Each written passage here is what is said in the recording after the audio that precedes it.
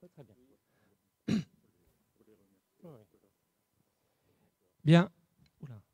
Bah, écoutez, bonjour à toutes et à tous.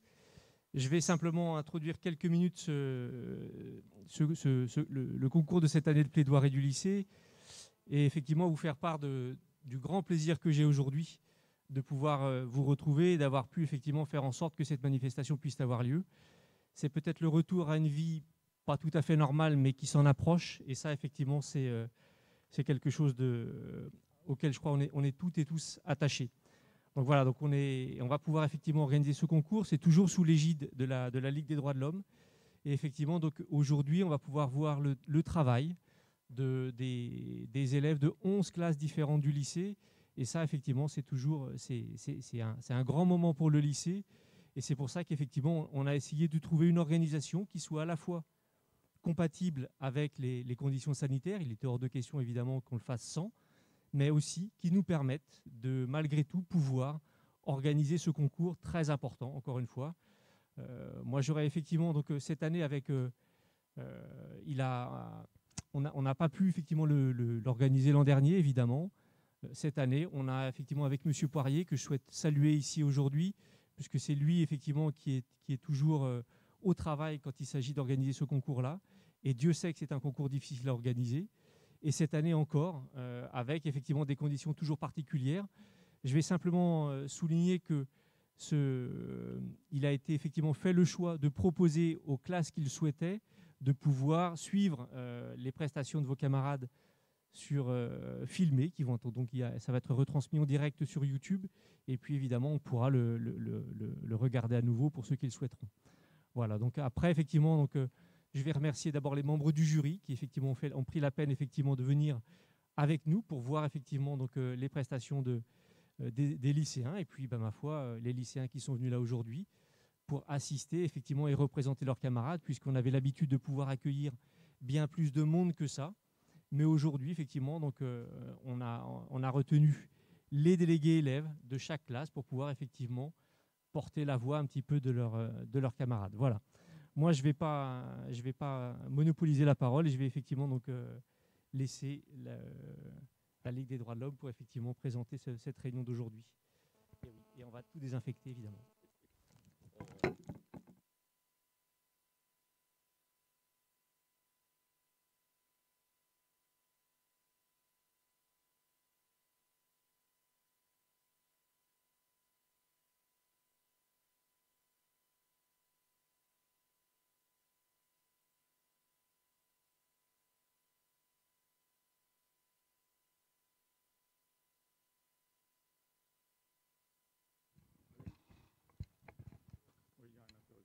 C'est bon?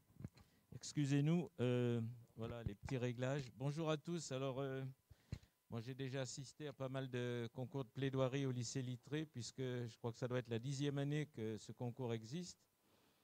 Donc, comme l'a dit monsieur le proviseur, on est heureux de voir que cette année on a pu le réaliser, même si les conditions sont un peu particulières. Je voulais rapidement quand même vous présenter du jury, donc je vais les nommer et puis ils vont soit se lever ou lever la main pour que tous les candidats les connaissent. Donc je prends l'ordre qu'il y a sur le papier. Donc le président du jury sera Alain Tambour, qui est président de la section de la Ligue des droits de l'homme de Coutances. Je précise qu'il connaît les plaidoiries puisque des plaidoiries sont organisées à Coutances. Nous en organisons aussi à Cherbourg et à Saint-Lô chaque année. Monsieur le proviseur, je ne le présente pas. Hubert Jouvet, qui est vice-président de la Mutuelle Générale de l'Éducation Nationale, la MGEN, depuis des années, partenaire des plaidoiries, à la fois sur les valeurs qu'ils portent et puis aussi financièrement, c'est eux qui nous aident sur l'organisation. Bernard Jagou, qui est avocat au bureau d'Avranches, qui je pense s'est mobilisé à la dernière minute parce qu'on avait du mal à trouver un avocat, donc on le remercie de consacrer ce temps-là. Marie-Ange Caruel, qui est membre de la Ligue de la section d'Avranches depuis des années. Josué Lebaudy, professeur de philosophie, que certains auront l'année prochaine, je suppose, en classe. Donc c'est bien que nous ayons un philosophe, puisque habituellement, c'était un professeur de philosophie, Alain Courboulès, qui est maintenant retraité, qui est membre de la section qui animait les plaidoiries. Annie Parent, qui représente la ville d'Avranches. Est-ce qu'elle est... Ah, elle n'est pas venue. Bon, ben alors, je l'excuse, elle va peut-être arriver, je ne sais pas. Guy Enfray, président de l'amicale du lycée Littré, voilà, on le remercie aussi pour sa participation chaque année. Jean-Pierre Claveau, qui est président, il n'est pas président, non, il est membre de l'association, il représente le président de l'association Ciné Parlant, le Ciné-Club d'Avranches, pour ceux qui connaissent. Et comme nous avons aussi comme partenaire Radio Sud-Manche, grâce à qui d'ailleurs l'émission est enregistrée, donc Sophie Grosfils, qui est journaliste à Radio Sud-Manche et peut-être même la présidente de l'asso, non? Non, elle n'est pas présidente. Bon, ok. Membre du conseil, voilà. Et comme élève, puisque nous tenons à ce que des élèves soient membres dans toutes les plaidoiries, donc Maïven Encoignard et Laura Plessis qui représente la maison des lycéens, et Amel Valentin, Berthereau Amaury et Tomine Dupont qui représentent le conseil de vie lycéenne. Donc vous voyez, le jury est presque aussi nombreux que les lauréats, que les candidats. Je présenterai les candidats au fur et à mesure, c'est plus simple que de faire toute la liste. Donc on va commencer, sachant que les plaidoiries, le déroulé, on va faire une petite pause peut-être vers 10 heures pour souffler un petit peu. Et donc le jury se réunira tout de suite dans la foulée, dès que les plaidoiries seront terminées. Donc nous demandons aux candidats de rester à proximité pendant que le jury va délibérer pour attribuer les prix, et on fera la proclamation des résultats dès que le jury aura délibéré. Je crois que je n'oublie rien. Jean-Pierre, on peut peut-être commencer. Donc on commence dans l'ordre. J'avais entendu parler d'un tirage au sort, mais en fait... Ah d'accord. Excusez-moi, je n'avais pas l'ordre du tirage au sort.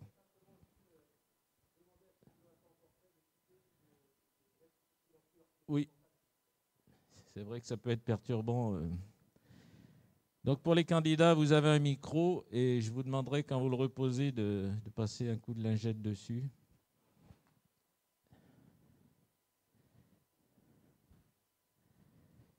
Alors la première plaidoirie contre les dérives sectaires de Lucien Vaudorne.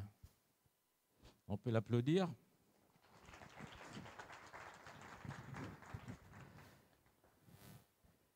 Si vous voulez prendre un micro.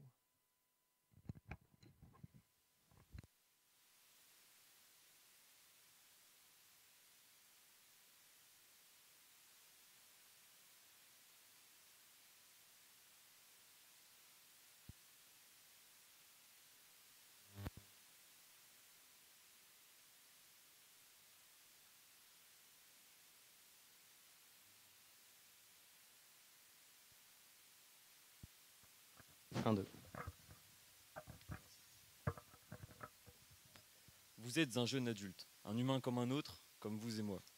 Et pourtant, vous êtes contraint dans vos choix de vie. Vous êtes isolé, privé de tout contact avec le monde extérieur, les autres. Pourquoi? Vous ne le savez pas vraiment. Depuis votre plus jeune âge, on vous impose des règles. Vous ne savez pas vraiment à quoi elles servent, mais vous les suivez. Car il faut les respecter. On vous menace de punition, de violence, ou même de vous exclure de la famille. Tous vos proches respectent ces règles, donc vous les suivez. Et vous grandissez dans ces conditions qui, petit à petit, vous enferment, vous isolent. Vous comprenez alors que vous avez moins de liberté que les autres. Et vous vous sentez seul. Vous avez peur. Vous hésitez entre fuir, vous cacher, ou rester, ne rien dire, et continuer votre vie reclus. C'est ce que Damien a vécu. Damien est resté enfermé, cloîtré, une vingtaine d'années, dans une secte encore aujourd'hui située en plein Paris. La famille, c'est le nom de cette secte. À l'heure actuelle, Damien, 41 ans, a encore 7 frères et sœurs impliqués dans cette secte. C'est ce que Damien a vécu, comme environ 70 000 enfants, et cela rien qu'en France actuellement. Dans les 500 sectes estimées en France, des enfants sont élevés. On leur impose des croyances, on les empêche de fréquenter les autres, et s'ils refusent ces croyances et ces règles, ils sont exclus, moqués, reniés de leur propre famille, et parfois même tués. Pourtant, comme le dit l'article 18 de la Déclaration universelle des droits de l'homme, toute personne a droit à la liberté de pensée, de conscience et de religion. Ce droit implique la liberté de changer de religion ou de conviction. Ou comme le dit l'article 9, nul ne peut être arbitrairement arrêté, détenu ou exilé. De nombreux autres articles de cette déclaration sont bafoués. Dans la secte La Famille, on impose un travail. Les mariages sont contraints, uniquement entre membres de la secte. On compte de nombreux abus sexuels qui ne peuvent pas être dénoncés, car comme nous le dit Damien, tout ce qui se passe dans la famille se règle dans la famille. Comme beaucoup d'autres, l'article 3 disant que tout individu a droit à la vie, à la liberté et à la sûreté de sa personne fait partie des nombreux articles qui ne sont pas respectés. Les sectes sont des pièges impitoyables. Parfois, il s'agit simplement d'escroqueries, de vol d'argent ou de biens, mais d'autres fois, la situation est encore plus grave. Par exemple, le 18 novembre 1978, Jim Jones, meneur du Temple du Peuple, entraînera dans son suicide plus de 900 adeptes de sa secte. Les corps gisent, face contre terre, à l'exception de celui de Jim Jones, face vers le ciel. Tous sont morts manipulés par le gourou, après avoir pris un poison mortel de plein gré ou par force. Parmi cette foule, 304 enfants, dont une cinquantaine de nourrissons. Pour résumer, les sectes sont des monstres qui détruisent et changent des vies. Les sectes sont des monstres qui bafouent de nombreuses lois énumérées dans la Déclaration universelle des droits de l'homme. Les sectes sont des monstres qu'il faut arrêter, il faut les supprimer, pour que personne n'ait à vivre la même chose que Damien et toutes les autres victimes de ces organisations dangereuses. Soyez vigilants, méfiez-vous pour vous et pour tous les autres, pour que chacun d'entre nous puisse profiter de ses droits, pour que chacun d'entre nous puisse vivre.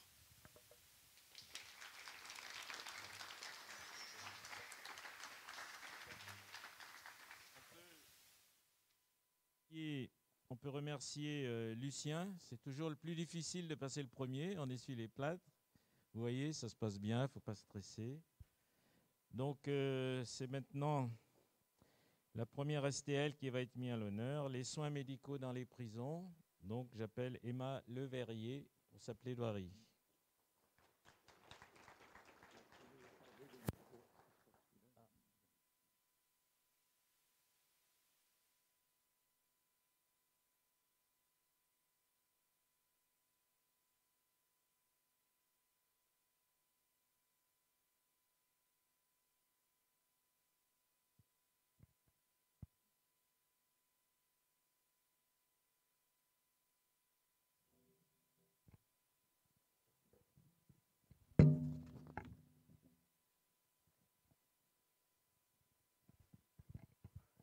L'accès aux soins médicaux dans les prisons.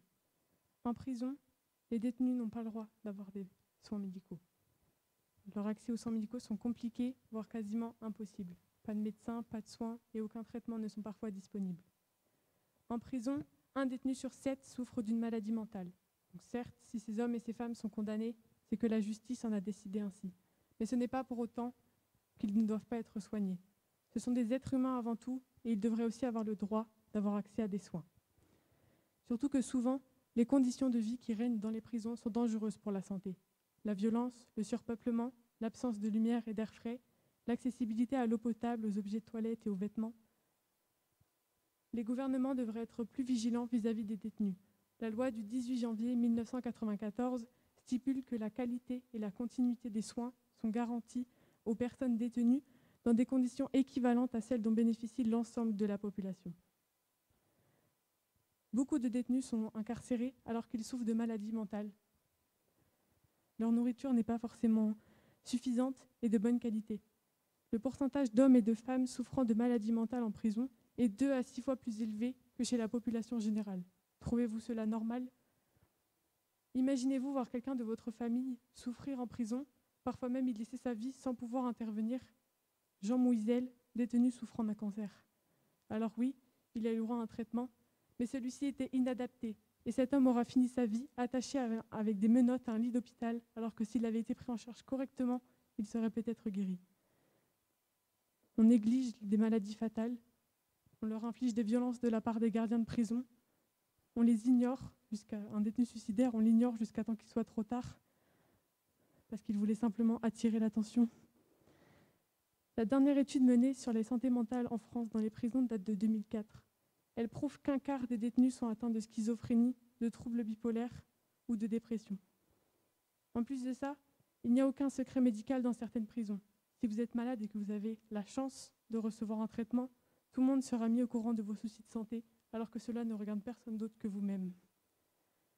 Et les droits de l'homme, on en fait quoi? On les met de côté et on fait l'impasse dessus?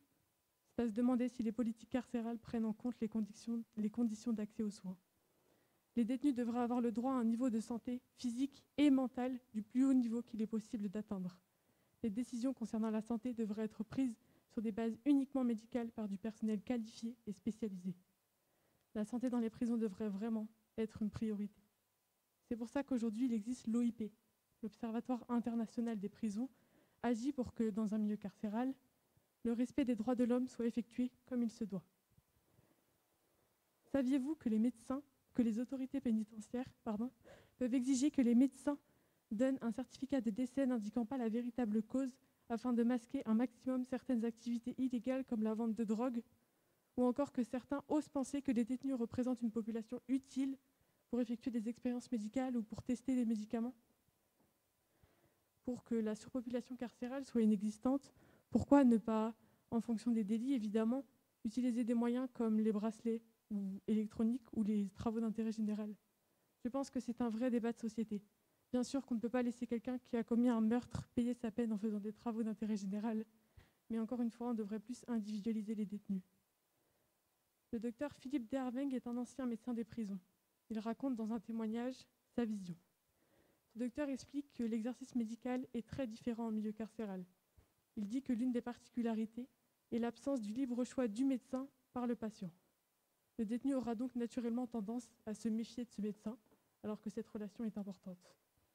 Une consultation peut être demandée uniquement par intérêt, pour que le détenu ait accès à une sorte de drogue, comme les médicaments.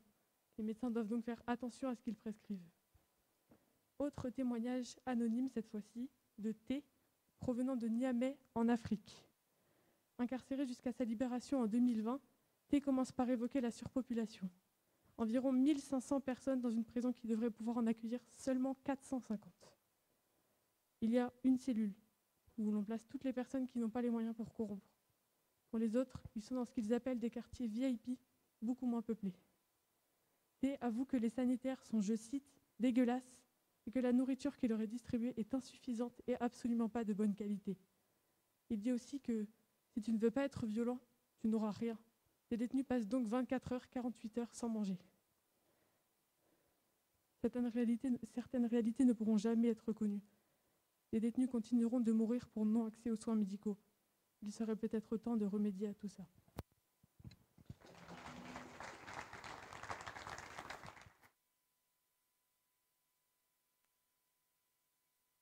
Merci Emma. Même si elles disent non, elles n'auront pas le choix. Elisa Sergent de Première G4 va maintenant nous présenter un thème qui, je pense, que la pandémie aura peut-être malheureusement mis en exergue depuis quelques mois.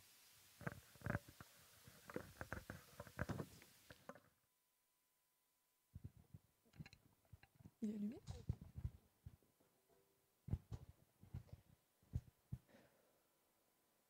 Je vais vous parler de Kakora. Elle vivait au Burkina Faso et là-bas, la moitié des jeunes filles sont mariées avant leurs 18 ans.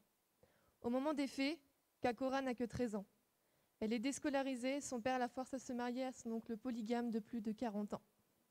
Dans sa famille, la coutume veut que la nièce ou la petite sœur d'une femme épouse le même mari, ce qui est le cas de Kakora. Elle n'avait pas d'argent pour s'enfuir et a donc dû rester à Léo pendant 2 ans, là où vivaient son oncle et sa tante. Elle vivait la peur au ventre. Il l'attrapait pour l'enfermer, disait-elle, pour éviter de dire violée, frappée et maltraitée. Elle était exploitée. Son oncle et sa tante l'insultaient. Elle devait s'occuper des tâches ménagères. Elle aurait préféré continuer ses études, mais elle n'a pas eu le choix. Elle disait non, elle refusait, mais elle est tombée enceinte et a eu un enfant. Elle a accouché difficilement. Si elle décidait de ce qu'elle voulait vivre et de tomber enceinte sans être mariée, c'était une honte. Mais comme Kakora était encore une jeune fille pubère, ses parents ont décidé pour elle. Quelle était la meilleure option? Malheureusement, il n'y en avait pas. La mortalité pendant l'accouchement représente la deuxième cause des décès des filles âgées entre 15 et 19 ans dans le monde. Entre 15 et 19 ans. Kakora avait 13 ans. Elle était en dessous de cette généralité et elle a accouché à 13 ans. Elle a souffert. Mais pas seulement de l'accouchement. Elle a souffert pendant 2 ans. Elle a dû supporter pendant 2 ans des insultes, des viols, de la maltraitance, de l'exploitation.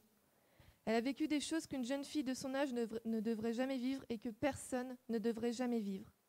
15 millions de filles ont été mariées cette année avant leurs 18 ans, soit une toutes les 2 secondes. Certaines préfèrent mourir plutôt que de vivre avec ce fardeau. Sinon, elles déshonorent leur famille et deviennent des enfants maudits. Aujourd'hui, Kakora a 16 ans. Des souvenirs qu'elle a la hante. Elle ne sait pas ce qu'elle va faire. Son père ne veut plus d'elle, sa mère lui manque, elle ne peut plus retourner à l'école. Elle rêvait de devenir coiffeuse. En attendant, elle vit chez une autre de ses tantes qui l'héberge dans une petite case en terre cuite au toit de tôle avec 4 autres orphelins. Quand elle est arrivée chez sa tante, Kakora ne mangeait pas, ne parlait pas, elle dormait peu, faisait beaucoup de cauchemars et pleurait beaucoup. Kakora aide sa tante à la production de soja. Même si c'est une façon pour elle de retrouver sa liberté et de reprendre goût à la vie, elle pense que ce qu'elle a vécu, c'est une honte. Ce n'est pas une honte pour elle, loin de là. C'est une honte pour tous ceux qui lui ont fait du mal. Son oncle, la femme de son oncle, son père qui l'a forcée à se marier, ceux qui l'ont enlevée et ceux qui n'ont rien fait. Car oui, elles se font enlever par des villageois pendant les vacances et sont emmenées dans la maison de leur futur époux et y sont séquestrées en attendant le mariage. Dans certains villages, c'est même une norme sociale. Elles coupent leur téléphone et deviennent introuvables. Le mariage précoce est puni de 1 à 3 ans de prison au Burkina Faso. Seulement le mariage forcé. Les enlèvements, les séquestrations, les maltraitances et les viols, tout ça, ils ne disent rien là-dessus. Ce qui les importe le plus, c'est le mariage forcé, mais tout ce qui va avec, même si c'est dur de le dire, ils n'en parlent pas. 1 à 3 ans de prison seulement pour le mariage forcé. Il reste des séquelles psychologiques de tout ce qu'elles ont vécu pendant ce mariage. La loi ne peut rien faire si les mariages sont faits de façon religieuse ou coutumière. Elle ne peut donc pas les protéger si l'union est faite de cette façon. Mais il n'y a pas d'union puisqu'elles ne veulent pas. Si elles disent non, pourquoi les forcer? Pourquoi briser ces adolescentes et pourquoi les faire souffrir? Elles finissent par se résigner ou alors certaines aspirent au mariage, mais lorsque les mots magiques sont prononcés, les désillusions arrivent. Elles sont mariées pour l'honneur de leur famille. Elles sont vendues pour apporter de l'argent aux parents qui sont pauvres. Elles sont vendues contre des bœufs et des milliers de francs. Mais aucune de toutes ces raisons ne sont valables pour tout ce qu'elles vivent pendant des années. Après 4 mois de mariage, il est trop tard et on ne peut plus rien faire. Certaines personnes ont fait et font encore quelque chose. Un gendarme de Léo, là où était Kakora, connaissait une femme qui accueillait et logeait des jeunes filles après qu'elles se soient enfuies. Le directeur, la gendarmerie et la police locale tentaient de les retrouver, après avoir signalé la disparition des jeunes filles, mais il était impossible. De plus, il manquait de moyens de transport pour mettre en marche ces recherches. Il existe très peu d'endroits où les recueillir. Il y a un foyer contre le mariage forcé au Burkina Faso. Il existe aussi des associations contre les mariages forcés comme Voix des femmes, Stop mariage forcé, mais aussi une grande campagne de sensibilisation a été lancée au Burkina Faso. Nathalie Dakuo, bénévole avec son mari, était présente pour apporter de l'aide aux familles et aux jeunes filles qui venaient les voir. Nous, jeunes lycéens que nous sommes, ne pouvons pas faire grand-chose puisque le mariage forcé est une cause difficile à défendre. Malgré tout, on peut soutenir ces associations, mais aussi garantir l'émancipation économique des femmes, car la pauvreté est la première cause des mariages d'enfants. Mais aussi, grâce à l'éducation, on peut engager les hommes contre le mariage forcé. Merci.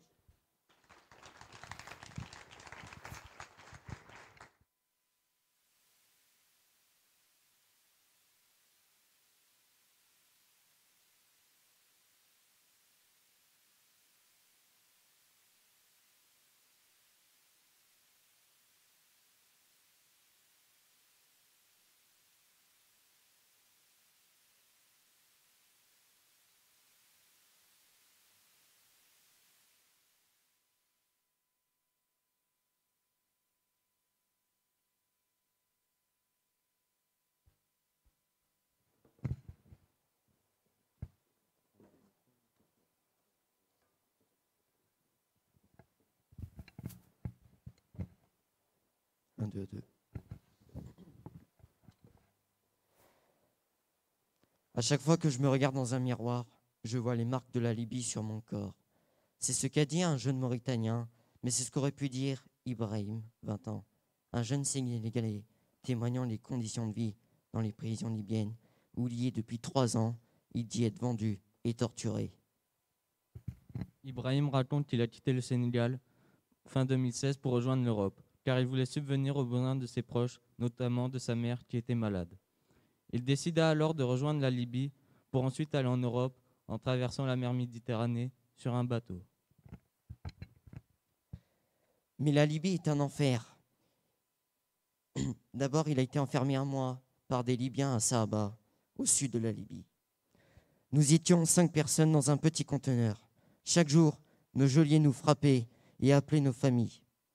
Il a ensuite rejoint la capitale libyenne pour une autre prison à Bani Walid, au sud de Tripoli. Il a compris qu'il avait été vendu. C'est le pire endroit sur terre. C'est là-bas que j'ai vécu les pires moments de ma vie.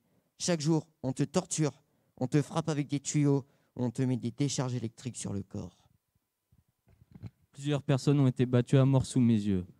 Les corps sont ensuite enterrés dans le désert. Moi-même, j'ai été obligé de le faire, sous la menace d'armes. Si tu ne fais pas ce qu'ils te disent, ils te tuent. Là encore, ils ont appelé nos familles pour leur demander de l'argent en échange de notre libération. À cause des chantages des geôliers, Ibrahim dit, ma mère a payé la rançon, soit $2000 libyens. J'ai pu quitter la prison 2 mois après mon arrivée et j'ai rejoint Tripoli, où j'ai travaillé dans un café pendant 7 mois. J'avais réuni assez d'argent pour payer le passeur qui me ferait traverser la mer Méditerranée. Ibrahim a réussi à monter sur un bateau pour rejoindre l'Europe.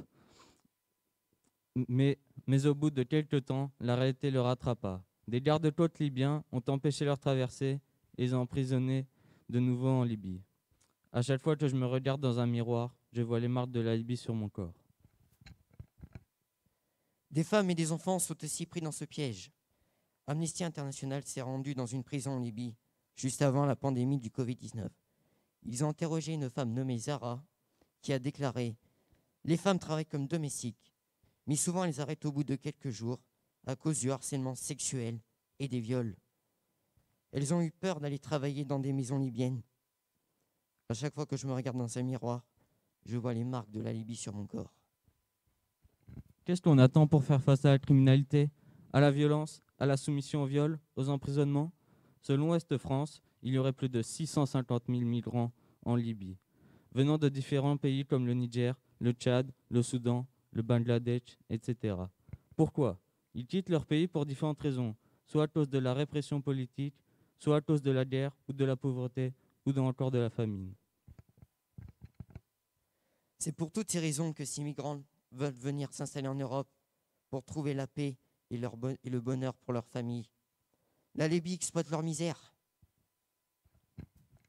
La Libye bafoue les droits humains, tels que la détention arbitraire pendant de longues périodes et d'autres formes de privation illégale de la liberté, de la torture, de mauvais traitements, des homicides illégaux, des violences sexuelles, des travaux forcés cessent l'exploitation qui est aux mains d'agents gouvernementaux et non gouvernementaux, dans un climat d'impunité totale. Mais la Libye connaît-elle la Déclaration universelle des droits de l'homme? Nous, oui.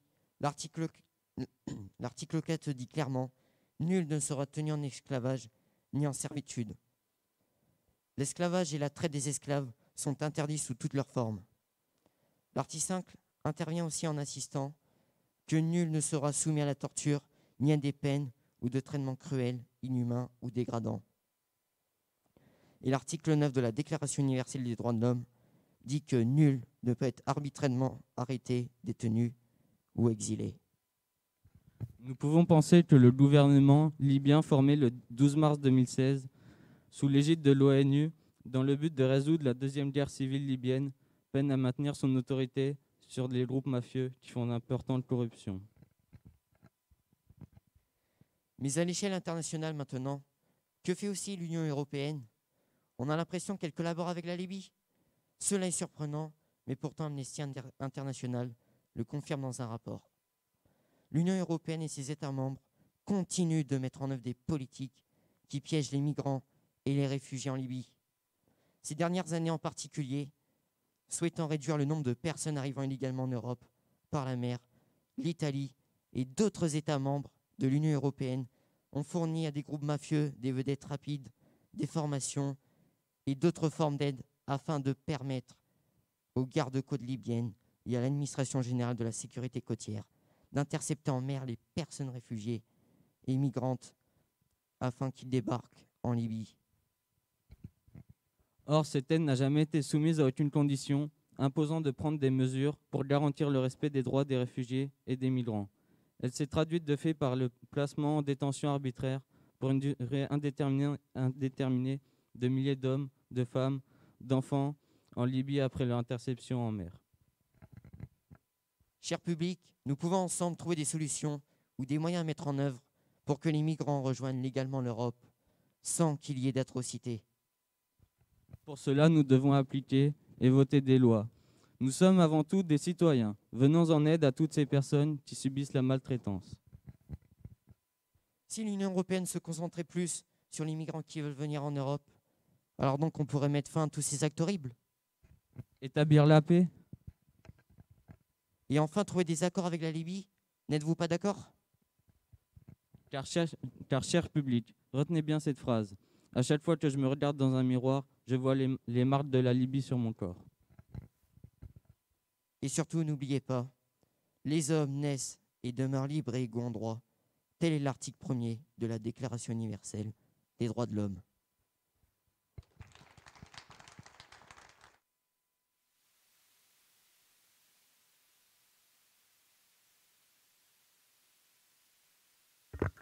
Merci Valentin et Florian.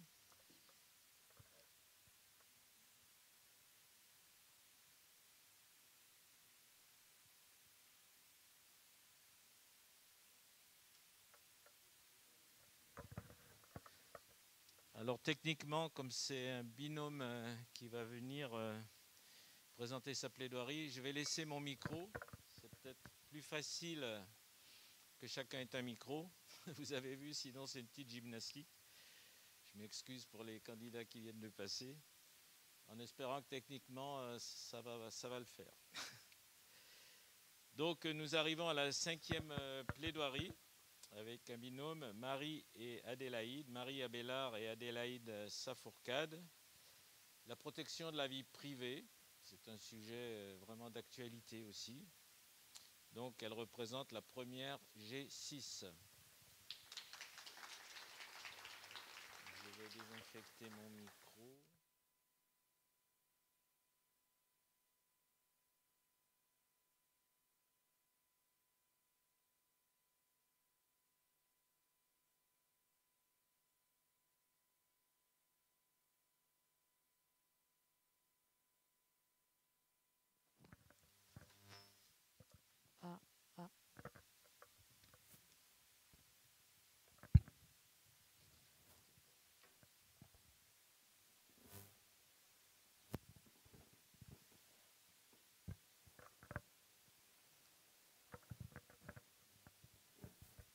La vie privée n'existe plus. Emmanuel Kessous, sociologue, disait « Aujourd'hui, on ne peut parler que de right to privacy », soit le droit d'être laissé en paix. Alors ce n'est plus une liberté, mais un droit. En effet, les réseaux sociaux, les GAFAM, Internet en général, pénètrent dans nos vies. Et si l'on veut cacher nos vies, on se met en marge d'une société manipulée par Big Brother. L'expression Big Brother vient du célèbre roman 1984 de George Orwell. Elle est depuis utilisée pour qualifier toutes les institutions ou pratiques portant atteinte aux libertés fondamentales et à la vie privée d'autrui. Pourtant, il existe un article qui interdit cela. En effet, l'article 12 de la Déclaration universelle des droits de l'homme stipule que « Nul ne sera l'objet d'immixtion arbitraire dans sa vie privée, sa famille, son domicile ou sa correspondance, ni d'atteinte à son honneur et à sa réputation. Toute personne a le droit à la protection de la loi contre de telles immixtions et de telles atteintes. » En d'autres termes, personne n'a le droit de s'infiltrer dans la vie privée de quelqu'un sans que la personne concernée en soit consciente.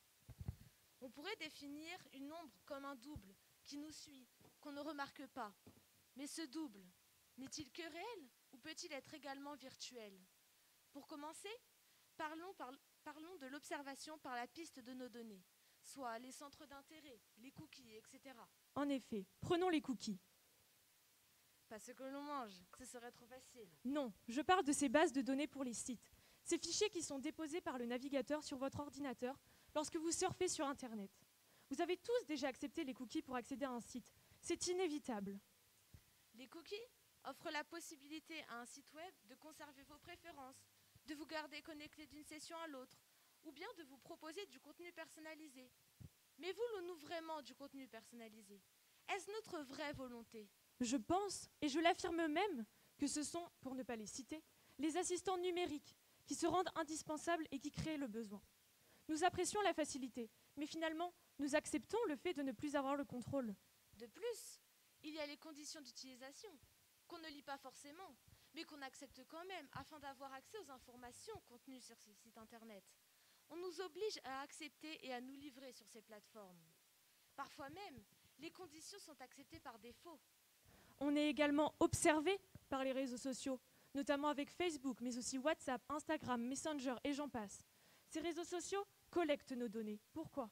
Pour mettre de la publicité ciblée, nous inciter à revenir sur ces réseaux.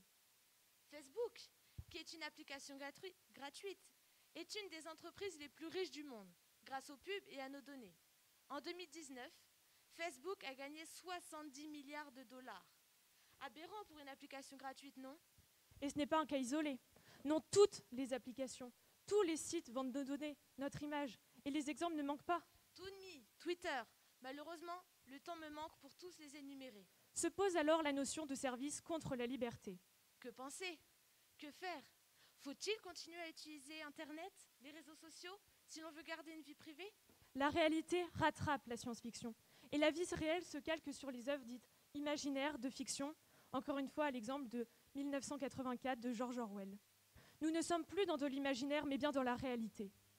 Emmanuel Kessous, sociologue, disait « Il n'y a pas d'inégalité dans notre rapport à la vie privée, mais il y a l'inégalité dans nos compétences pour la protéger. » En effet, nous assistons à un rapport moral humain inégal entre les producteurs et les consommateurs.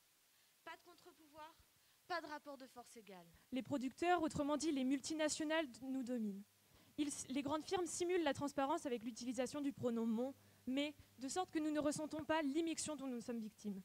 À l'image de mon compte Facebook, ma boîte Gmail. Le paradoxe de la privacy a fait son apparition. Il désigne le phénomène de vouloir contrôler et protéger au maximum nos données, tout en se dévoilant délibérément sur Internet. Nous sommes ignorants face à ces pratiques et débordés. Une fois le clic effectué, aucun retour en arrière n'est possible. Heureusement, il existe des acteurs mobilisés contre les abus des réseaux. Il y a des interventions faites par des professionnels auprès d'enfants, d'étudiants, des associations telles que la Quadrature du Net. Les lanceurs d'alerte tels que Snowden, Julian Assange tentent de nous alerter sur l'immensité du réseau Internet mondial, de la manipulation des grandes firmes, élargissons même des États. Les initiatives sont cependant limitées. Pourquoi? Car la vérité fait mal. La vérité est désagréable. Pour éviter la mort, M. Edward Snowden est actuellement bloqué en Russie pour avoir osé révéler des dossiers top secrets américains concernant la population américaine elle-même, voire le monde entier. Sur les réseaux, tout se sait. Vos heures d'écoute, votre adoration pour les bébés pandas ou des données bien plus secrètes et confidentielles que l'on n'oserait pas mentionner. Tout est gardé, ne vous méprenez pas, mais mobilisez-vous, boycottez, ignorez. Je pense que nous n'avons jamais pu mieux citer l'expression « Pour vivre heureux, vivons cachés ». Souriez, vous êtes peut-être surveillés. Merci.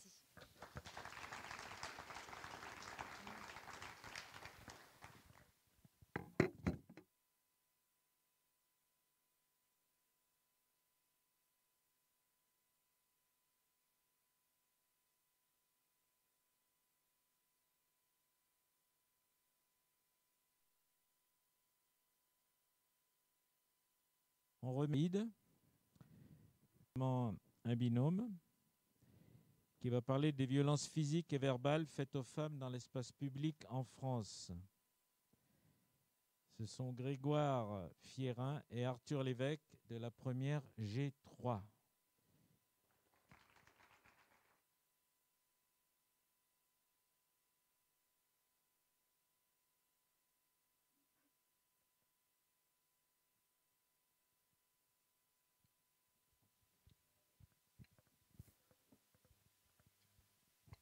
Test.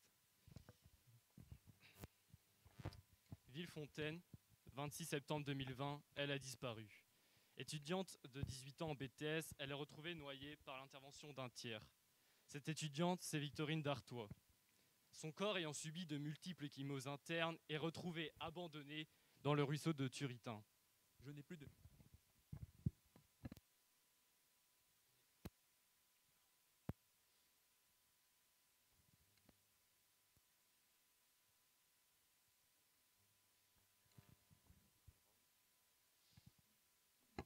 Je n'ai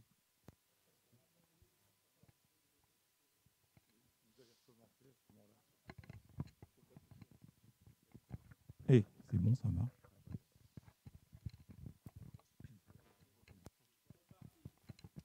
Villefontaine, 26 septembre 2020, elle a disparu. Étudiante de 18 ans en BTS, elle est retrouvée noyée par l'intervention d'un tiers.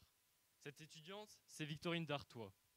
Son corps ayant subi de multiples chymoses internes est retrouvé abandonné dans le ruisseau de Turitain. Je n'ai plus de mots. Je suis complètement détruite par cet énorme bouleversement qui change ma vie. J'ai le cœur déchiré. Je suis en deuil avec ma famille, dit Romane Dartois, sa sœur, suite à l'annonce de la triste nouvelle. Victorine était une jeune femme extraordinaire, une sœur plus qu'exemplaire, à l'écoute et toujours souriante. Sa sœur subit une douleur qu'elle ne mérite pas. Elle subit une douleur que les familles de 94 000 autres femmes ont déjà subie. Les raisons de ces douleurs, me diriez-vous, ce sont les violences physiques et verbales portées sur les femmes à l'extérieur. Pourquoi mérite-t-elle cela?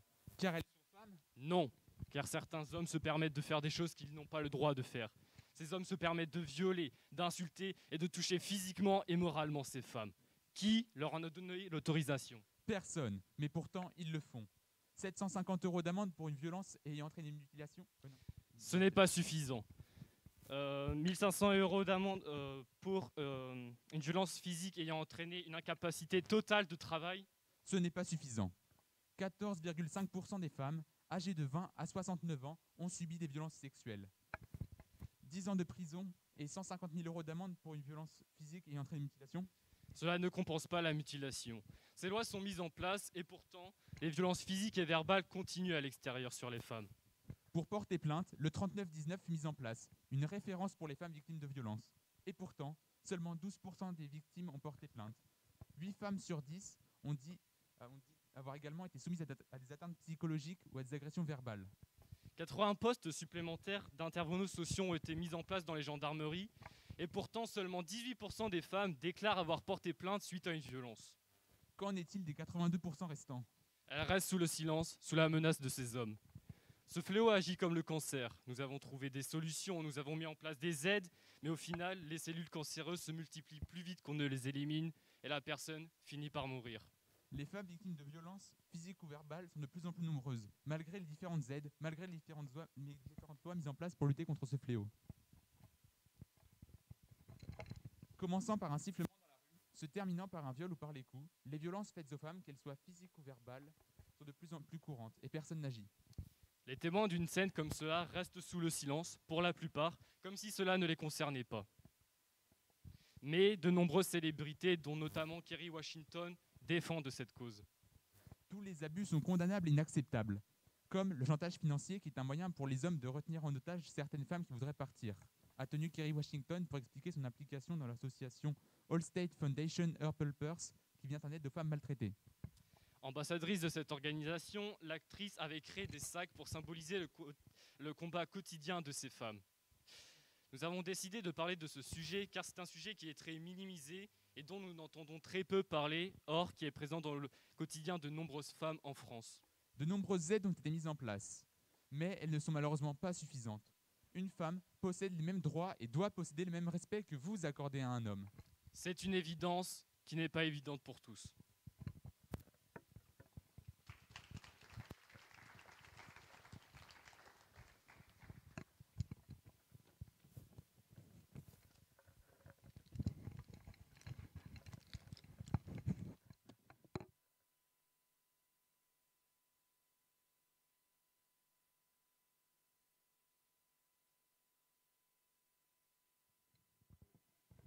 Merci Grégoire et Arthur Lévesque.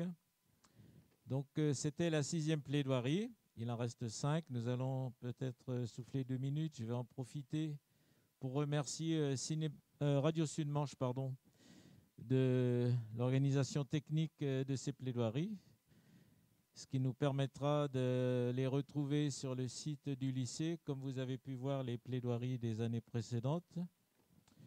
Moi, je ne me suis pas présenté, je suis Roland Soubéran, donc je suis membre de la section d'Avranches, mais je suis aussi président de la Fédération départementale de la Ligue des droits de l'homme de la Manche. Et donc, nous avions commencé il y a 3 ans, je crois, d'organiser après un concours départemental, c'est-à-dire que nous mettions les premiers lauréats de Cherbourg, Saint-Lô, Coutances, Avranches, et il y avait aussi Granville en compétition. Bon, cette année, malheureusement, pour 2 raisons essentielles, le fait que les plaidoiries ont été, comme ici à Avranches, reportées un peu tardivement. C'est vrai qu'après, dans le mois de juin, on sait bien qu'avec les examens et autres, c'est pas facile de réunir à la fois des membres du jury et les lauréats. Et puis, avec les contraintes sanitaires, c'est pas non plus évident d'organiser ces plaidoiries. Donc, malheureusement pour vous, cette année, vous ne pourrez pas concourir avec d'autres candidats d'autres lycées de la Manche. Nous espérons que l'année prochaine, ce concours départemental pourra se remettre en place. Voilà. Donc la Ligue des droits de l'homme est attachée à ces plaidoiries. Vous avez vu que les sujets sont variés et toujours d'actualité, pas très réjouissants en général. On se rend compte que la Déclaration universelle, qui date maintenant de 1945, je crois, si je ne m'abuse, est toujours d'actualité. Certains articles, peut-être, il y a des sujets nouveaux où on a du mal, vous avez peut-être eu du mal à trouver des articles de la déclaration qui correspondent à votre thème, parce que la société a évolué, les problèmes aussi. Et cette déclaration est toujours d'actualité, mais elle sera peut-être rénovée un jour. J'insiste aussi, je pense que en début d'année, lorsque vous préparez vos plaidoiries, des membres de la section de la Ligue passent dans les classes pour présenter un petit peu la déclaration, les plaidoiries et la Ligue. Je sais que certains souvent réagissent au fait que la Ligue s'appelle la Ligue des droits de l'homme, et je rappelle bien que c'est un terme générique. Quand on dit l'homme, c'est l'être humain, donc la Ligue se soucie aussi bien des droits des femmes que des droits des hommes. Il ne faut pas se tromper. Et d'ailleurs, aujourd'hui, normalement, nous aurions dû avoir une présidente qui, pour des raisons personnelles, n'a pas pu venir, Françoise Dumont, qui a été présidente de la Ligue au niveau national, qui est présidente d'honneur. Donc je remercie encore Alain Tambour de pouvoir la remplacer au pied levé. Donc pour la 7e plaidoirie, alors là aussi je remercie Lilou Geffroy d'être venue remplacer au pied levé. Malheureusement n'a pas pu venir. Donc, elle a préparé une plaidoirie sur le handicap. Elle représente la première STM G3. Donc, j'appelle Lilou à présenter sa plaidoirie.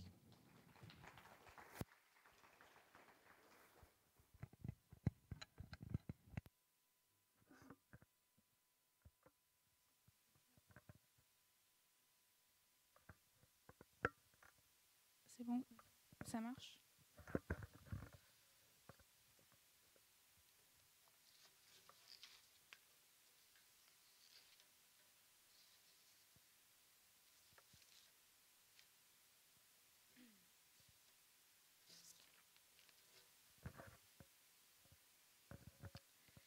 D'après la romancière Jodi Picou, peut-être que si Dieu vous donne un handicap, il prend soin de vous attribuer quelque chose d'humour, quelques doses d'humour pour vous aider à le supporter. En France, d'après Jacques Toubon, défenseur des droits, le handicap est la principale cause de discrimination. Les personnes en situation de handicap et contraintes par des inégalités d'accès au logement et aux soins. Pourquoi ? Parce que en 2020, il y a peu de maisons adaptées pour les personnes invalides. 9,6 millions de Français déclarent avoir un handicap. Parmi eux, 300 000 enfants scolarisés. Prenons dans les écoles par exemple. 1,2 million d'ados et d'enfants sont touchés par le handicap. Dans tout ce nombre de personnes, 14 élèves de primaire ont été victimes de harcèlement scolaire, 10% au collège et 3 et 4% dans les lycées. Ça peut paraître des chiffres standards, mais c'est beaucoup trop.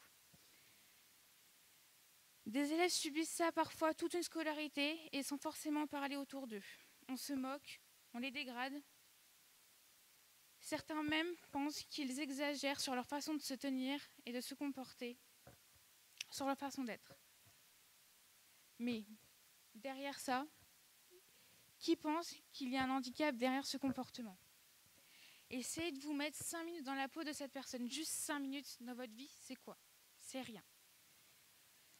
Tous les jours, se lever le matin en se posant la même question. Comment ça va se passer aujourd'hui ? Quelles remarques on va encore me faire ? Arriver à l'école et avoir tous les regards portés sur nous. Arriver à la cantine, les seules fois où elle devait manger, à y appréhender avec qui elle devait manger. Voir ses camarades qui changent de table, recevoir du pain dans la figure. En sport, les élèves qui vous supplient de ne pas vous prendre dans votre équipe.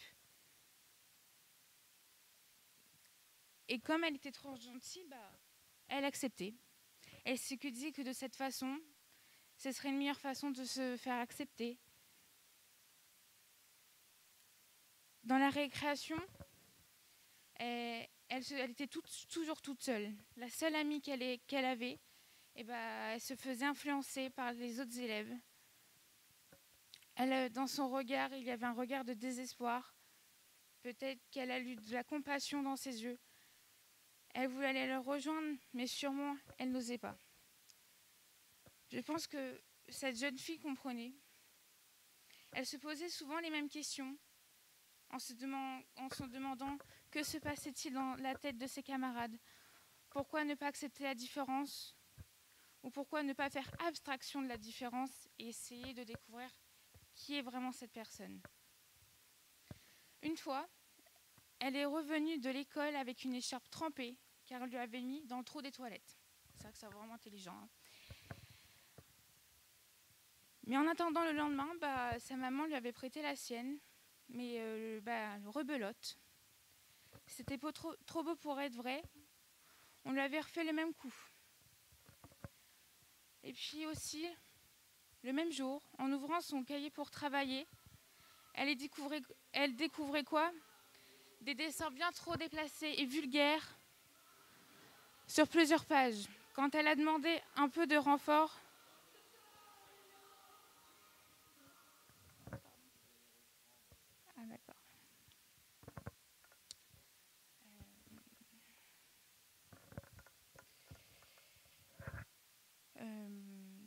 mais en attendant le lendemain, sa maman lui avait prêté son écharpe à elle. Évidemment, on lui avait refait le même coup. On lui avait remis l'écharpe dans le trou des toilettes. Et puis, pour se venger d'en avoir parlé à sa mère, des élèves ont dessiné des dessins vulgaires et déplacés dans ses cahiers. Quand elle a demandé du renfort à son professeur, tout ce qu'il a trouvé à répondre, c'est « t'as qu'à faire comme si c'était qu'une paire de ciseaux ». Heureusement pour elle, elle avait une vie heureuse, personnelle heureuse, solide avec des personnes qui l'entourent. Sa maman était intervenue plus d'une fois en menaçant de changer d'école et même de porter plainte. C'est seulement là que la direction a décidé d'agir.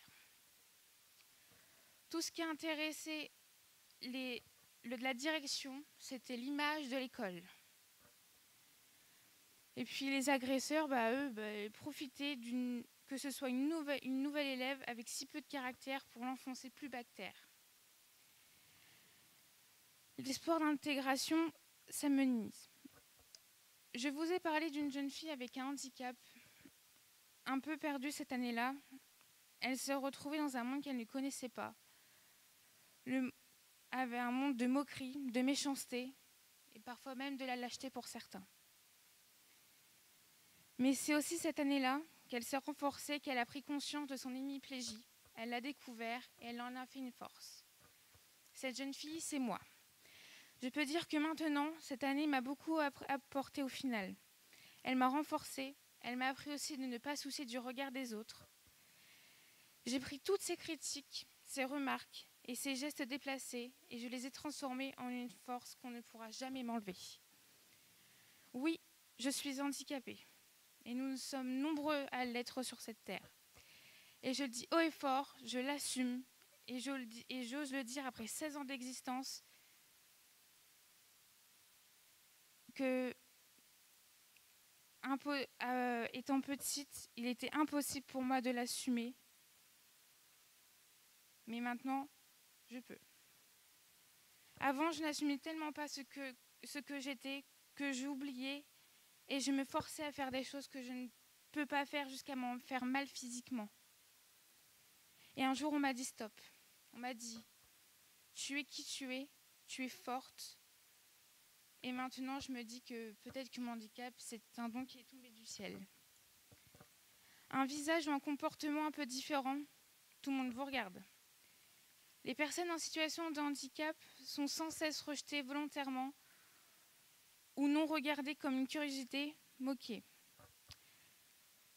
Que n'entendons pas? Tu l'as vue, elle est bizarre, hors de question que je m'assoie à côté d'elle, elle est vraiment dégueulasse, celle-là. Qu'est-ce qu'elle est lente? On se demande ce qu'elle fait là. Vive la solidarité, vive l'acceptation de la différence. Il faut arrêter de se fermer à cette image-là et au contraire s'ouvrir à s'intéresser au lieu de toujours critiquer. Car vous ne savez pas ce que cette personne vit au quotidien. Si ça se trouve, elle en souffre plus que vous l'imaginez. En fait, je crois que beaucoup d'entre vous jugent la vie des gens sans même connaître leur vie. Souvent de manière inconsciente, mais parfois, malheureusement, consciemment. Les personnes handicapées sont plus facilement rejetées des lieux publics. Est-ce normal qu'aujourd'hui, on ne se sente plus en sécurité dans les lieux auxquels tout le monde a le droit d'y être? Je ne crois pas. Qu'on soit obligé de se justifier devant les autres pour trouver une place assise en face ou à côté d'une personne valide dans les transports en commun. Vous me direz aussi que parfois avoir un handicapé de la tête aux pieds peut surprendre, peut déstabiliser. Mais n'oubliez jamais que derrière ces membres abîmés, sous ce visage déformé, cette autre façon de voir les choses, de se comporter, se cache un homme ou une femme qui vous ressemble, qui comme vous a des sentiments, qui comme vous souffre et pleure. Pourtant, l'article 3 de la Déclaration des droits de l'homme, tout individu a droit à la vie, à la liberté et à la sûreté de sa personne. Donc cela veut dire qu'il y a autant de respect qu'une personne valide. Quand on est handicapé, c'est pour la vie. Et on a tous besoin d'apprendre à vivre avec, quelle que soit la taille de son handicap, ou pour apprendre à en rire, à jouer avec, le découvrir, le partager avec les autres. Le faire découvrir aux autres aussi, c'est important. Mais aussi, le plus important, c'est à se découvrir soi-même et de savoir vivre avec et de se faire confiance. Ne pas écouter les critiques et les moqueries.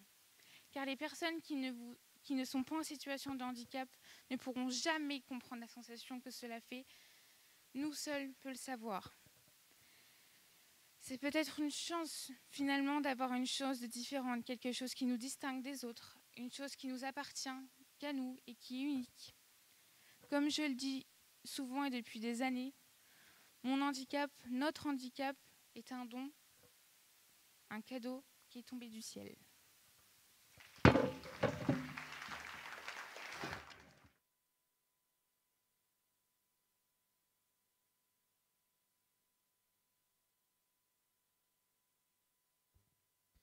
Merci Lilou. Je rappelle encore qu'elle a accepté au pied levé de remplacer une collègue, celle qui devait plaider, qui a eu un empêchement de dernière minute. Donc c'était pas très facile pour elle parce que je pense qu'elle s'était peut-être moins préparée. Maintenant, nous avons un binôme aussi. La plaidoirie, j'ai tellement honte. Maëlys Ferrigini et Anaëlle Benech de la première G2.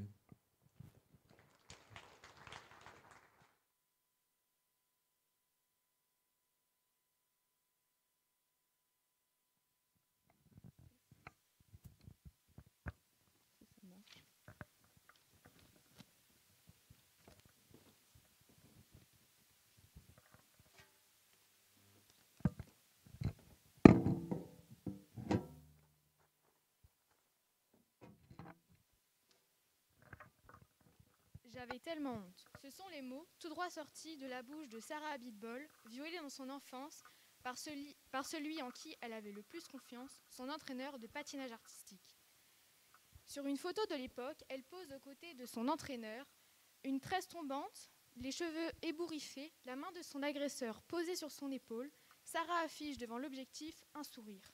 Et pourtant.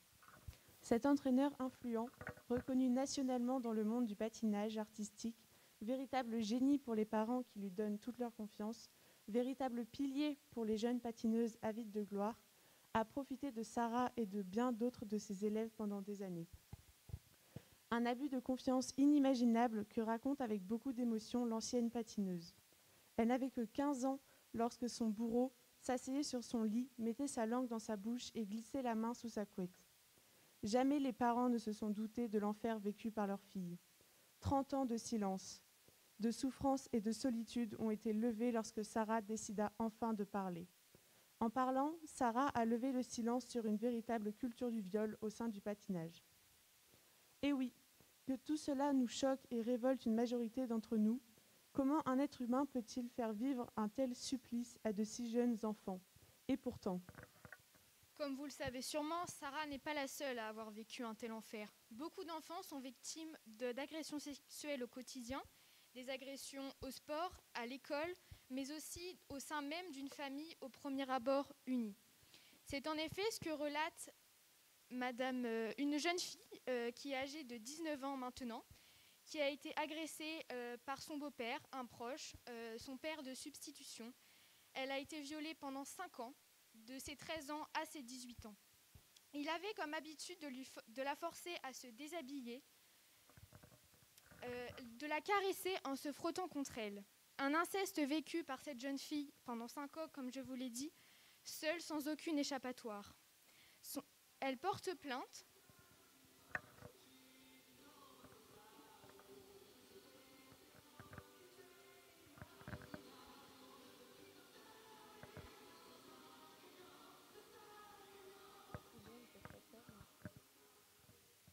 Après un dépôt de plainte, son agresseur est condamné, mais celui-ci fit bien appel du jugement.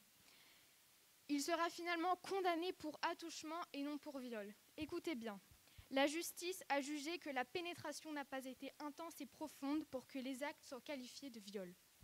Une aberration selon le journal L'Humanité, car la loi française précise bien que quelle que soit la nature d'une pénétration, cela découle d'un viol et par conséquent d'un procès pénal aux assises. Ce cas n'est pas isolé. Pour désengorger les tribunaux, certaines agressions sexuelles sont qualifiées d'en attouchement alors qu'elles devraient être considérées comme des viols. Est-ce à la victime de payer les difficultés logistiques et financières de la justice? Est-elle doublement victime à la fois de son bourreau et du système? Comment voulez-vous que ces victimes arrivent à sortir de leur silence avec des jugements aussi aberrants? Pourtant, vous le savez, la France s'est engagée à respecter les droits de l'homme. La charte fait partie de notre Constitution et elle est très claire. Article 1er. Tous les êtres humains naissent libres et égaux en dignité et en droit. Ils sont doués de raison et de conscience et doivent agir les uns envers les autres dans un esprit de fraternité. Cet article réaffirme le droit au respect et à la dignité. Et nous ne pouvons aussi citer l'article 3 qui dit que tout individu a droit à la vie, à la liberté et surtout à la sûreté de sa personne. En d'autres termes, il a donc le droit d'être protégé. Enfin, l'article 8 précise que toute personne a droit à un recours effectif devant les juridictions nationales compétentes contre les actes violant les droits fondamentaux qui lui sont reconnus par la Constitution et par la loi.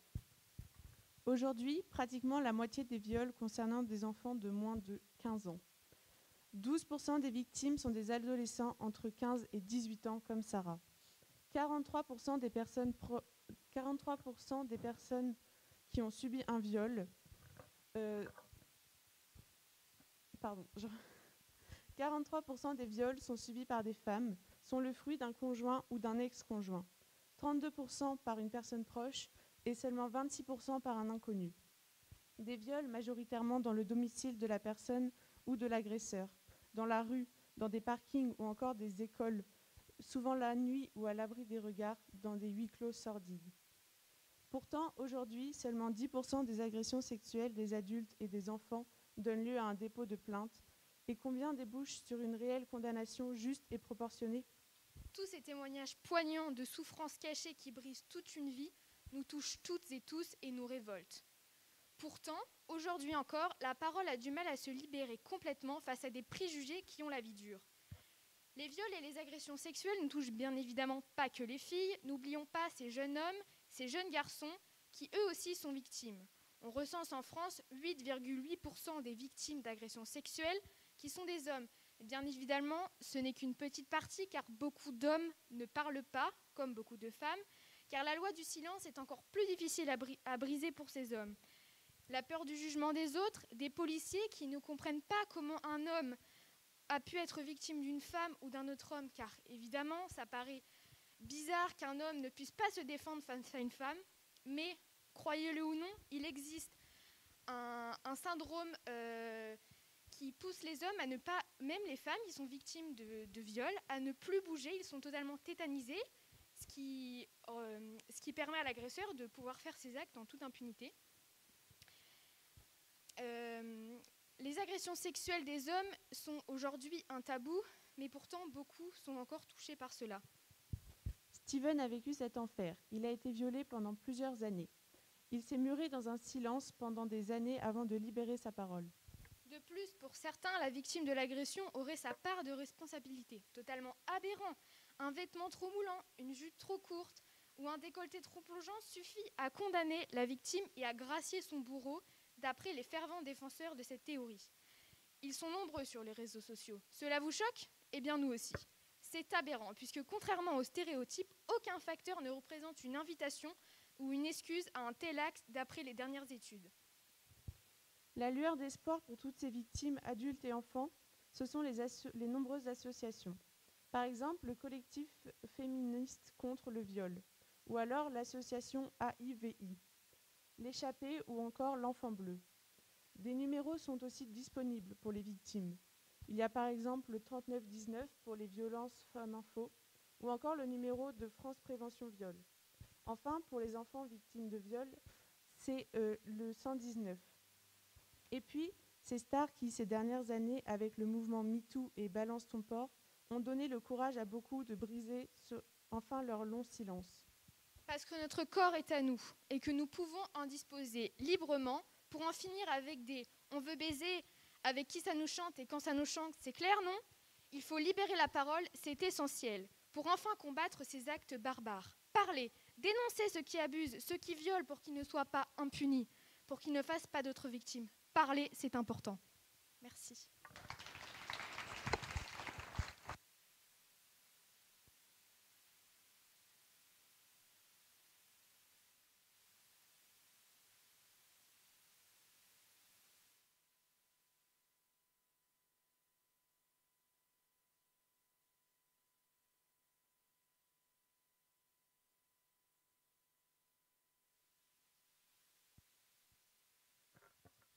Merci Maëlys et Anaël. Nous allons malheureusement rester un peu sur le même thème pour cette 9e plaidoirie qui s'intitule « Les violences faites aux femmes » avec Thomas Yves qui va nous présenter la plaidoirie qui représente la première G1.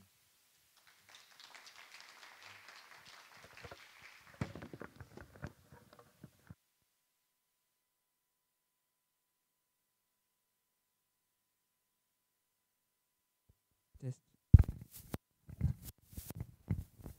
Bonjour. Avez-vous déjà entendu à la télé, dans les journaux, sur les réseaux sociaux, des nouvelles parlant de violences au sein des couples, voire pire, de meurtres? Et combien de fois vous l'avez entendu? Vous l'avez même entendu il y a peu avec celui qui a eu lieu à Mérignac. Il faut que cela cesse. C'est inimaginable que l'on puisse encore entendre et voir de telles choses aujourd'hui. En 2019, d'après l'étude nationale sur les morts violentes au sein des couples, réalisée par la gendarmerie nationale et la police nationale, 146 femmes ont été tuées par un de leurs partenaires ou ex-partenaires. Mais les hommes aussi sont concernés. 27 hommes ont été tués par leurs partenaires ou ex-partenaires en 2019. Mais il faut ne pas oublier également les enfants. 25 enfants ou mineurs ont été tués par un de leurs parents dans un contexte de violence au sein d'un couple. N'est-ce pas horrible? Le couple est censé être l'une des plus belles choses au monde, une institution où règne l'amour. Ce sont surtout des femmes qui succombent sous les coups de leurs conjoints. Et dans la majorité des cas, elles étaient déjà victimes de violences conjugales. Plusieurs femmes ont également tué leurs copains, car je vous le rappelle, ce problème concerne autant les hommes que les femmes, même si elles sont majoritairement touchées par celui-ci. Et dans la moitié des cas, elles étaient déjà victimes de violences. Entendez-vous ces chiffres sordides? Trouvez-vous cela normal? Par exemple, une femme que l'on va appeler Sandrine était une mère de 2 enfants rencontrant un ami d'enfance en qui elle avait totalement confiance. Ils décidèrent de se mettre ensemble et vécurent le parfait amour. Sandrine accepta par amour un nouvel enfant, parce que son copain en voulait un, malgré son opposition. Au cours de sa grossesse, tout changea.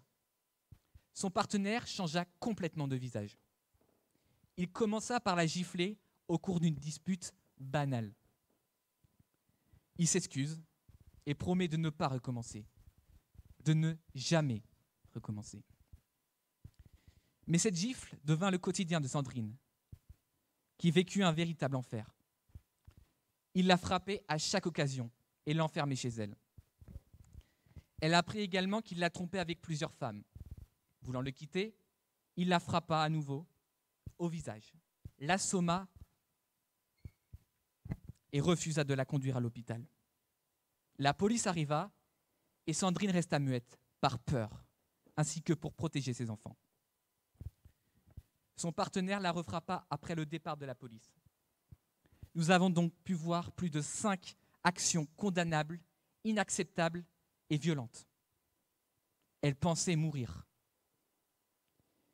Elle essaya de fuir et alla à l'hôpital où elle apprit qu'elle avait 2 fractures du nez, un déplacement de la cloison nasale et un œil qui perdit en partie l'usage. Vous rendez-vous compte? Elle rentra avec seulement et uniquement, et je dis bien uniquement, un certificat de santé. Un certificat de santé. Fou de rage, son conjoint la frappa quand elle rentra chez elle. Encore et encore, et la séquestra. Elle alla revoir ce médecin qui vit bien que son état était très grave. Et en l'apprenant, son conjoint la força à signer un contrat pour enlever toute poursuite, en la menaçant de la tuer et de lui prendre ses enfants. De plus, ce contrat devant être signé par la mairie le fut, sans objection ni réaction. Chose plutôt surprenante, ne pensez-vous pas? Et elle retrouva sa liberté après ce moment, et lui, il termina en prison après quelques procès et audiences. Elle raconta tout cela dans une émission de télévision. Mais imaginez-vous, mesdames et messieurs, ce que cette femme, ainsi que beaucoup d'autres femmes et hommes ont dû endurer. De plus, elle lui faisait confiance, comme elle le disait. C'était un ami d'enfance au départ. J'avais entièrement confiance en lui. C'était toute ma vie à l'époque. Ou encore, disait-elle, j'ai dû faire mon deuil. Lorsqu'elle a raconté tout ce qu'elle a enduré et ce qu'elle endure encore et toujours, on sent la détresse que peuvent ressentir chacune de ses victimes. Je voulais juste la paix. J'ai plus de force. J'ai plus le courage. J'ai plus l'espoir. Je ne crois plus en la justice. Elle n'y croit plus. Elle n'a plus d'espoir. Trouvez-vous cela normal? Pensez-vous que cela est juste? Elle avait peur, cette personne, mesdames et messieurs, comme beaucoup d'autres. C'est pourquoi seulement 18% des 213 000 femmes victimes de violences conjugales déclarent avoir porté plainte à la police et à la gendarmerie. Heureusement, nous avons appris ce qui s'est passé pour cette personne. Mais combien y en a-t-il encore que l'on ignore? Peut-être même un de vos proches, là, tout près, dans votre propre famille, juste sous votre nez. Mais parmi toutes ces personnes violentes, ce serait simple de se dire que ce sont des gens sans cœur. Ce serait simple de se dire que ce sont tous des saloperies. Ils existent partout, que ce soit des milieux pauvres, modérés, riches. Ils sont dans tous les milieux sociaux. Seulement, ils aiment la violence ou alors ils ont eu un lourd passé. La plupart d'entre eux ne sont que des témoins et des victimes de violences faites par leurs parents. C'est un véritable cycle dû à leur éducation en partie, ainsi qu'à leur fréquentation qu'ils font plus tard. Par exemple, Franck, lui, vivait une vie difficile et a frappé sa femme. C'était un homme souriant et touchant, d'après Mathieu Palin de France Culture. Il a eu une éducation différente, avec une vision différente que celle que d'autres ont pu avoir. À l'époque, je croyais qu'une femme, ça se tapait tout le temps. Mon père tapait ma mère tous les matins, tous les midis, tous les 4 heures. Et il tapait les gosses aussi, disait-il à France Culture. De plus, Franck est une personne qui a commencé très tôt à boire de l'alcool, ce qui change son comportement. Il faudrait que j'arrête de boire, mais c'est trop dur quand tu as commencé à 14 ans. Ou encore, disait-il, je suis tout à fait différent quand j'ai bu. Quand je bois, ce n'est plus moi. Je suis un ange et après je suis un diable. Il vivait également un délaissement de la part de sa femme. Elle a tout et moi je n'ai rien. Je me sens un peu délaissé. On peut donc expliquer parfois le comportement de certains, même s'il reste tout autant condamnable et inacceptable. Le nombre de violences des femmes au sein des couples ne fait qu'augmenter d'année en année. Nous devons donc arrêter tout ça. D'après l'article 3 de la Déclaration des droits de l'homme et du citoyen, tout individu, homme ou femme, adulte ou enfant, a droit à la liberté, à la vie et à la sûreté de sa personne. Et d'après l'article 5, nul ne sera soumis à la torture, ni à des peines ou traitements dégradants, cruels ou inhumains. On peut donc dire que la loi n'est pas respectée et est brisée. Nous devons donc, ensemble, faire en sorte qu'elle soit respectée.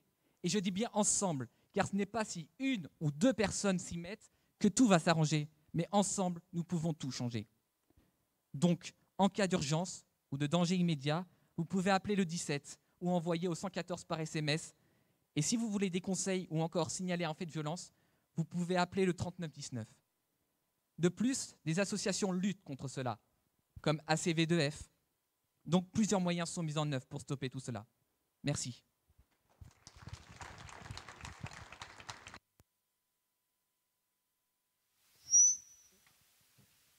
Merci Thomas. Donc maintenant, il reste 2 plaidoiries.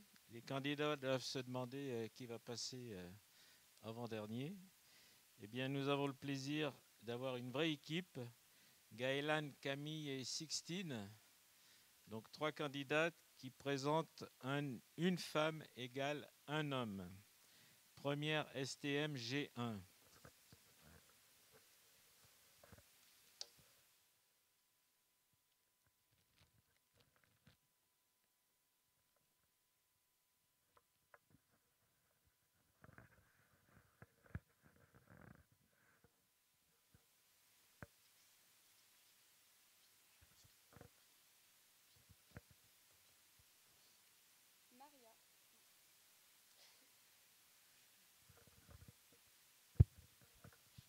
Maria, ouvrière, se lève chaque matin pour se rendre sur son lieu de travail. Elle travaille chez un fabricant de composantes électromécaniques pour l'aéronautique et l'automobile. Durant 33 ans, c'était une femme oubliée. Cette femme travaille à temps complet depuis de nombreuses années et n'a jamais reçu aucune félicitation sur la qualité de son travail, comme une promotion ni d'entretien d'évaluation, à l'inverse des autres employés masculins qui en ont certainement reçu. Lors d'un plan social, son employeur lui demande de prendre une retraite anticipée. C'est un vrai déchirement pour cette femme travaillant depuis 33 ans dans cette même usine. Cette femme a donc fait appel et celle-ci lui a donné raison. L'entreprise a été condamnée à lui verser 53 700 € pour cause du retard de salaire et de retraite, et enfin 35 000 € de dommages et intérêts pour préjudice moral. Cela ne concerne non pas une seule personne, mais plusieurs malheureusement. C'est aussi le cas d'Alice, 39 ans. Cette femme s'occupe de 4 enfants. Elle est ingénieure dans une grosse entreprise de télécom. Elle cite « Bien que rodée au poste de responsabilité, je me suis entendue expliquer qu'en tant que mère de famille nombreuse, je n'étais plus performante ni crédible. » Pour finir, Laetitia, 38 ans, était juriste. Son salaire était de 40% de moins que celui des hommes, même en étant entrés en même temps qu'elle dans l'entreprise, et ils étaient moins diplômés et moins habitués aux gros dossiers complexes. Le 8 mars 2021 a eu lieu la 3e édition de la Journée internationale des droits des femmes. Un reportage était diffusé sur TF1 pour expliquer la place et l'organisation des femmes dans une entreprise. On peut voir que dans cette entreprise, la femme clé, en tenant compte de l'indice d'égalité homme-femme, celle-ci obtient donc la note de 98 sur 100, ce qui qualifie que cela est très correct. Les critères de cette note sur 100 comportent l'égalité des salaires entre les ouvriers, la répartition des tâches, les congés payés et tout autre critère d'égalité. Toutes les entreprises détiennent ces critères. Pourquoi les femmes sont traitées comme des moins que rien par leur patron au sein de leur entreprise et par leur employeur? Pourquoi? Tout simplement parce que ce sont des femmes, et que la société a toujours pensé et montré que que les hommes étaient supérieurs et que les femmes détenaient de moins bonnes capacités.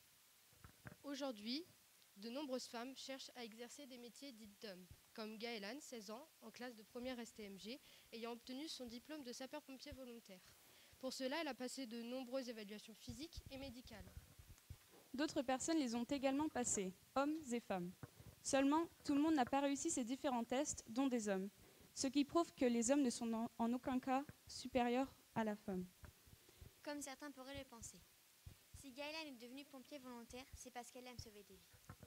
Mais également parce qu'elle a voulu prouver qu'une femme est bel et bien capable de passer de nombreuses épreuves haut la main, même si ce n'est pas un homme. Les femmes sont capables de beaucoup de choses dans la vie. Bien évidemment qu'il faut arrêter de ce vacarme. De nombreux salariés considèrent avoir eu une carrière ralentie pour cause d'une discrimination syndicale ou d'une inégalité homme-femme. Pour faire avancer l'égalité homme-femme à notre niveau, il faudrait s'unir en entreprise, négocier son salaire ou demander une augmentation si un salarié ne semble pas satisfait à 100%. Si un salarié s'estime victime de discrimination salariale, il doit agir vite et détient la possibilité de saisir le conseil de prud'homme. Afin d'obtenir la condamnation de l'employeur à lui verser des dommages et intérêts en réparation de ses préjudices d'ordre financier et moral. Dans les entreprises de moins 50 salariés, l'employeur doit désormais chaque année publier un index d'égalité en mesurant la situation de son entreprise en regard de l'égalité salariale entre les hommes et les femmes. En fonction du niveau de celui-ci, il devra mettre en place des mesures de correction et éventuellement un plan de rattrapage salarial. À défaut, il peut se voir appliquer une pénalité financière. Les entreprises ayant obtenu une note inférieure à 75 sur 100 ont 3 ans pour corriger ces erreurs, sous peine de sanctions financières. Le Code du travail a consacré ce principe. L'article L. 3221-1 du Code du travail dispose que tout employeur assure pour un même travail ou pour un travail de valeur égale l'égalité de rémunération entre les hommes et les femmes. Même si on déplore que depuis la loi du 17 juin 2008 portant réforme de la prescription en matière civile, les victimes de discrimination au travail ne disposent plus que de 5 ans au lieu de 30 pour intenter une action tendant à obtenir la réparation du préjudice qu'elles ont subi. Et nous terminerons par l'article 23 alinéa 2 de la Déclaration universelle des droits de l'homme de 1948 qui dit « Toute personne sans aucune discrimination a droit à un salaire égal pour un travail égal ».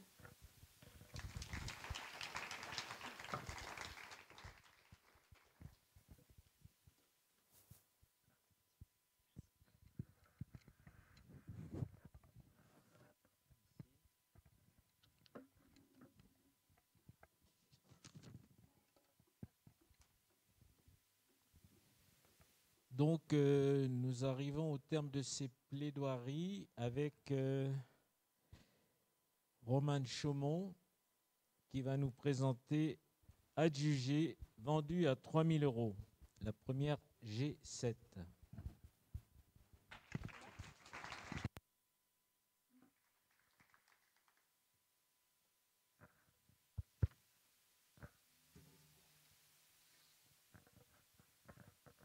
L'article 16 de la Déclaration universelle des droits de l'homme stipule que le mariage ne peut être conclu qu'avec le libre et plein consentement des futurs époux.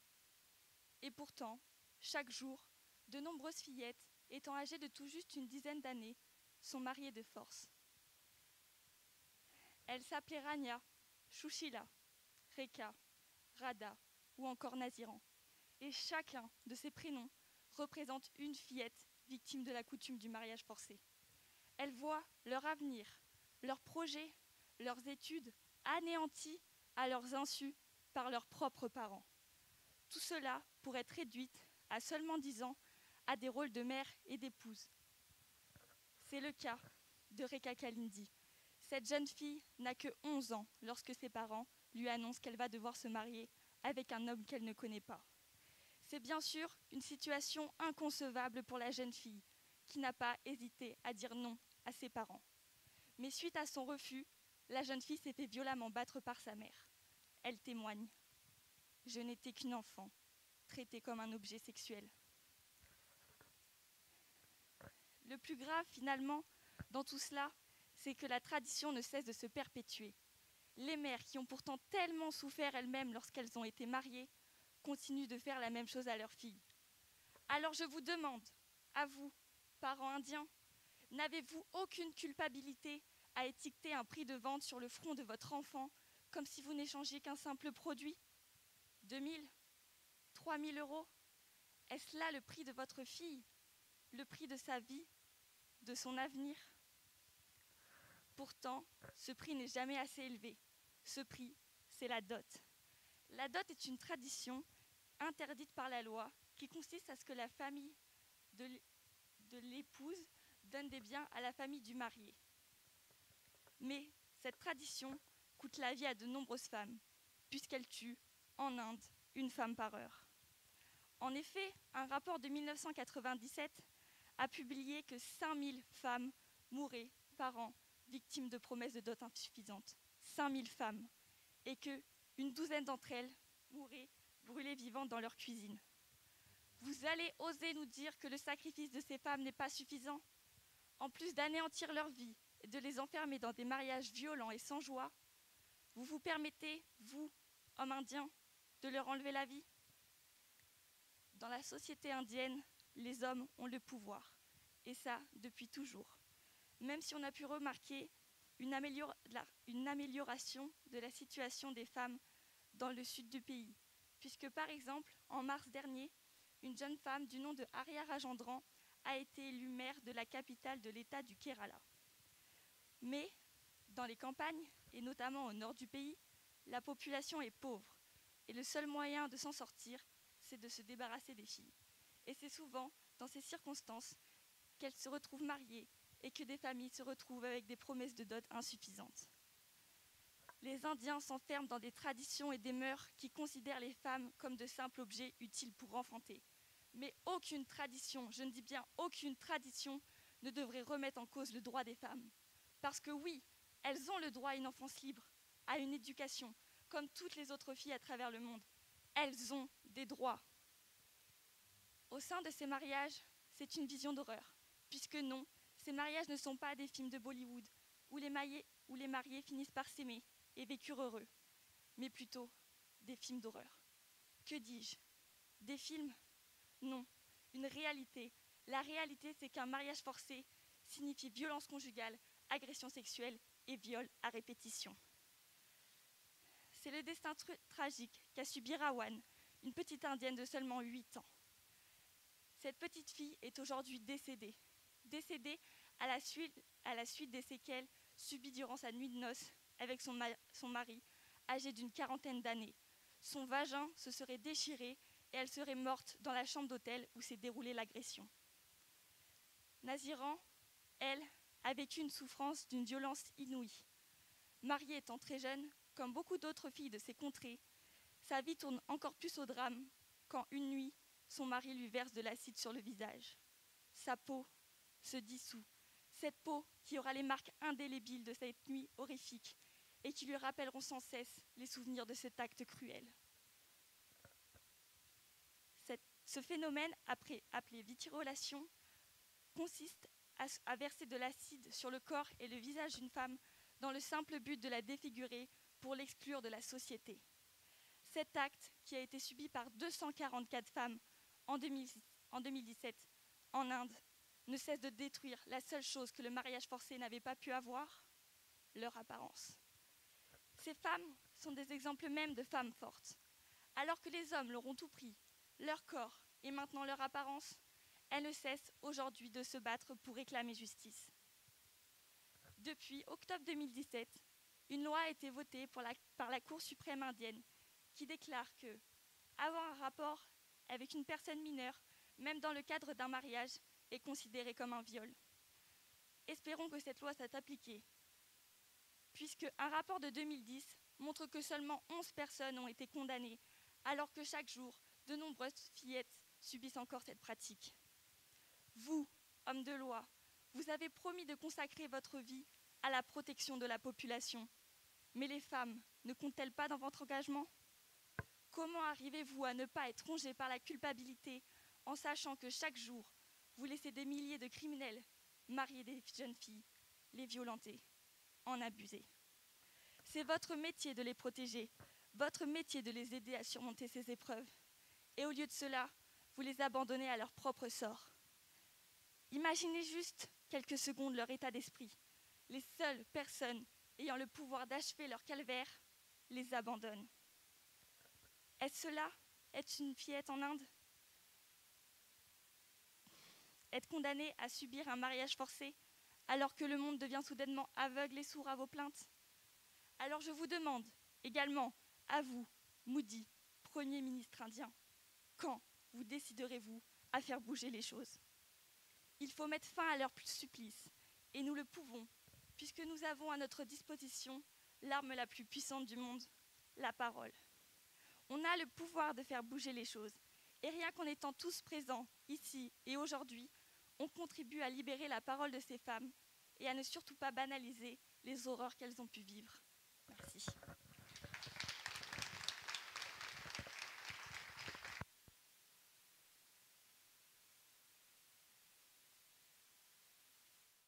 Bon, je remercie Romane. Là maintenant, le jury va donc se réunir pour délibérer, établir une liste des 6 premiers lauréats. Donc les élèves peuvent en profiter pour s'aérer, prendre l'air. Je vous demande de rester à proximité parce que dès que le jury aura délibéré, nous proclamerons les résultats. On vous appellera.